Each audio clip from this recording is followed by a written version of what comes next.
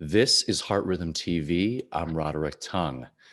Electrophysiology is classically a male-dominated field and historically, but the Heart Rhythm Society has made tremendous efforts to improve gender diversity as well as inclusion and gender parity.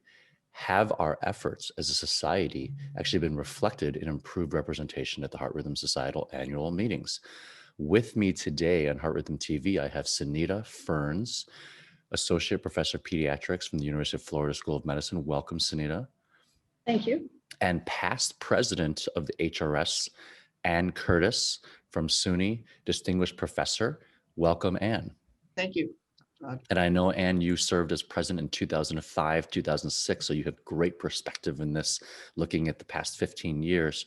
So let's jump right into this, because congratulations on this being the featured article. This is a viewpoint in the January 2021 Heart Rhythm Journal titled Gender Representation at the HRS Annual Scientific Sessions, a Success Story for Diversity and Inclusion. Sunita, why don't you lead off and let the viewers know what was the motivation and how did this whole process come about, and what was the methodology to be able to answer this question?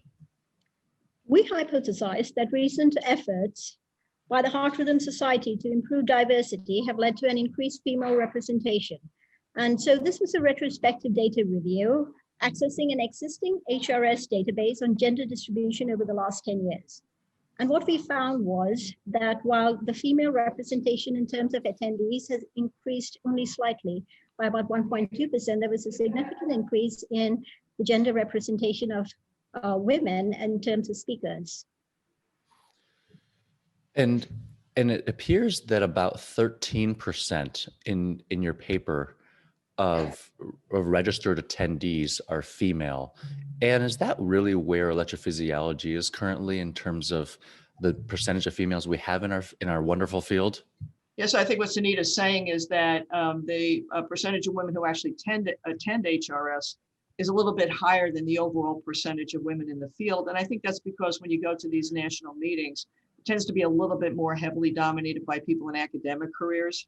And there the swing is a little bit, just slightly more towards women. So, Anne, in terms of a perspective, you know, you've been in this game and been involved as a critical member of the Heart Rhythm Society for so long.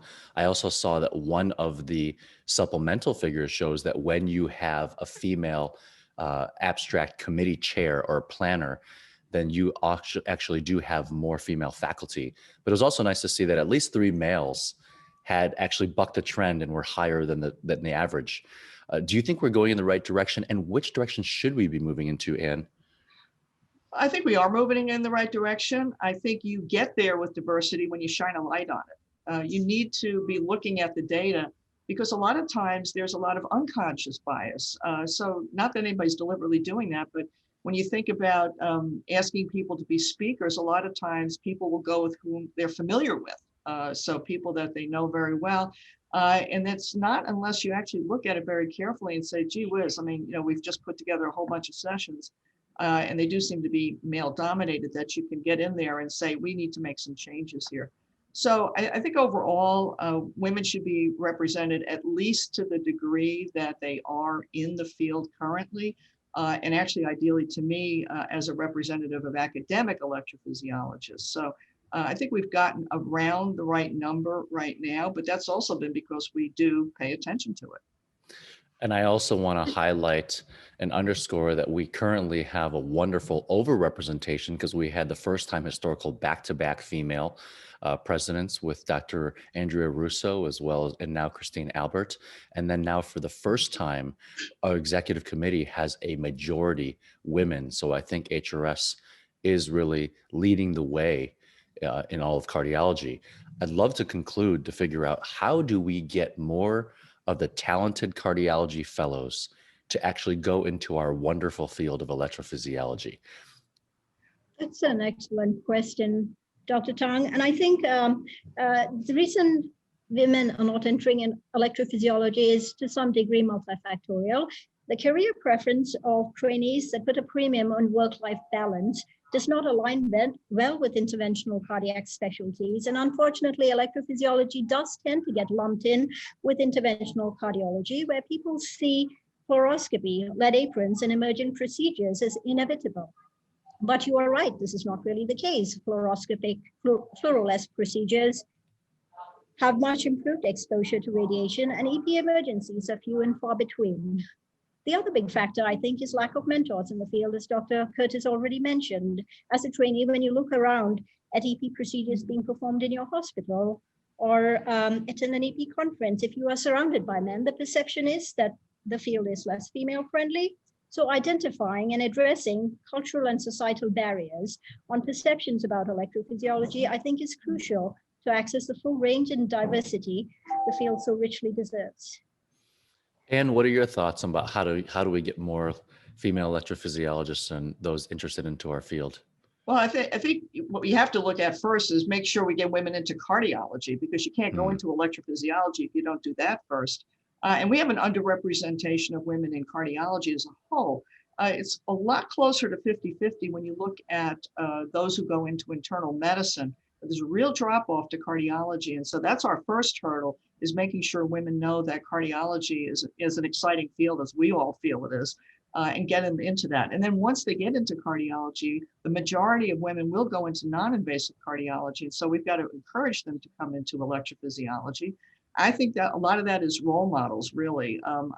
I've trained a lot of women in electrophysiology, and I think that's partly because they see that it's a very doable thing with the family and all the rest. And I think it's a great field. So I have a lot of fun doing electrophysiology, and that inspires people too to go into it. Oh, and I think it is great to see, female trialists and female device specialists, and you have to see someone that you say, oh, I want to be like that. And that's really what ignites the passion in EP. So my final pitch for a lot of the cardiology fellows or those that are watching that are female is that electrophysiology is an amazing field in which you obviously use your hands as well as your mind, but we now have zero fluoroscopy procedures, something that interventional cardiology cannot offer you. And in terms of work-life balance, you don't come in the middle of the night because the temp wires go to interventional. And VT storm, usually we try to quiet down until the morning. So we don't have these nighttime STEMIs and everything like that. So I would love to see more females going into electrophysiology over interventional cardiology. Nothing against interventional cardiology. Well, congratulations, Sunita and Anne, for a very enlightening and very positive viewpoint for this month, kicking off the 2021 year. Congratulations again. I hope all of our viewers tune in and read this article. Have a great year. Stay healthy, stay happy, and joyous. Thank you. Thank you.